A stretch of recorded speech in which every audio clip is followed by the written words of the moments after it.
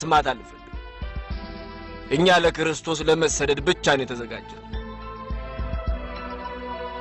ነገር ግን እኛ ለስሙ ስንል እስከ ሞት ድረስ መዘጋጀት ይኖርብናል።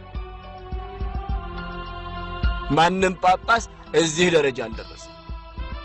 ማንም ሊጠለል የፈለገ ሰውን ቤተክርስቲያን የሞቀ ልቧን ይዛ ታቆየዋለች። የጌታ ስም ዘወትር የተባረከ ይሁን። እኛ ተስፋ አንቆርጥም፣ እርሶ ይመለሳሉ። የጌታ ፈቃድ ይሁን። ነገር ግን ይሄ የመጨረሻ እንኳን ቢሆን እባካችሁ ያለ እንባ እንድለያችሁ ፍቀዱልኝ። እባክዎት ደህና መሆኖትን እንድናውቅ መልእክት ይላኩልን። አትጨነቁ፣ አላቋርጥ ጽፈላችኋለሁ።